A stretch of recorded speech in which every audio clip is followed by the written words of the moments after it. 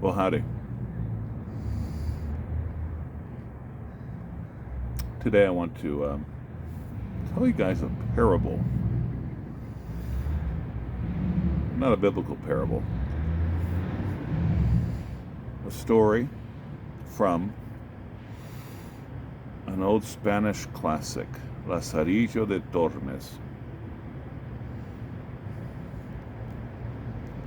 It's a picaresque sort of romance in the old-fashioned sense, an adventure story, following a poor, benighted young man who is far from sympathetic, certainly at least in the beginning. And he goes from one master to another, is mistreated, learns to be melandrous. Let the understander of roots understand. And conniving. And, because he advances from master to master, it sort of works like a Canterbury Tales. So there are these various episodes with different sorts of masters that serve in the same way that the different episodes of Canterbury Tales do, to critique society contemporary to the novel. And one of the masters is an old blind man who makes his money begging alms. And before I get to the story happens with the blind man. I mean, it's so much like Canterbury Tales. There's a knight. There is a seller of indulgences. Anyway, this is the famous story of the grapes. And we were looking at Lazarillo in one of my Spanish classes over the past week or two. And, this story definitely jumps out.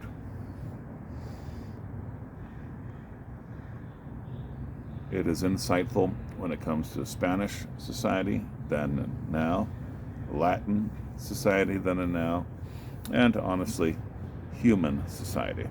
So, I'll keep it short. And I am no raconteur.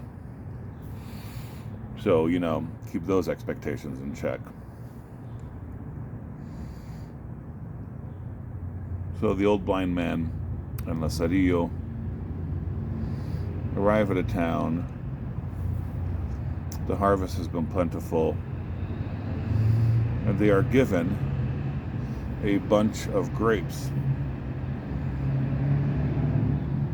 as a gift, as alms.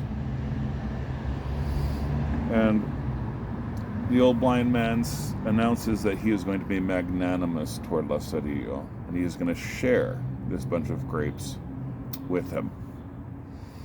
So they kind of go off on their own, and before they begin to share, the blind man says,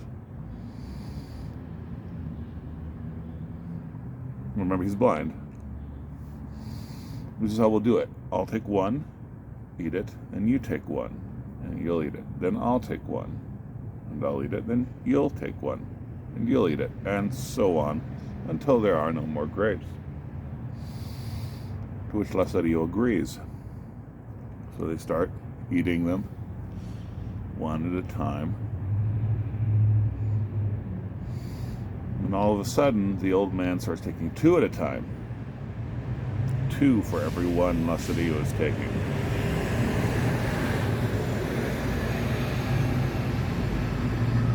And of course, at first, Lazarillo is outraged, but he quickly realizes what he should do. He begins to take three at a time. After all, the old man is blind. So there they go, two at a time, three at a time, two at a time, three at a time.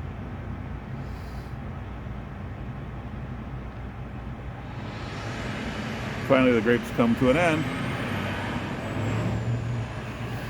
and the old blind man says, Well, and by the way, it wasn't just 2 and 3, 2 and 3. Lazarillo just started taking handfuls, just as much as he could. The grapes have ended, and the blind man says, Lazarillo, I know that you were taking more than one at a time. I know you were taking more than 2 at a time.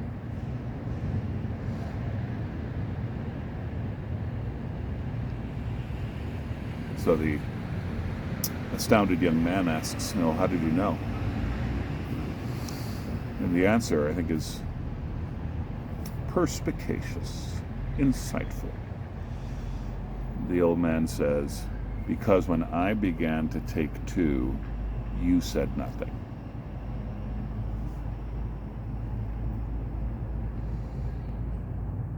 Now, what a vivid image that is of complicity, eh?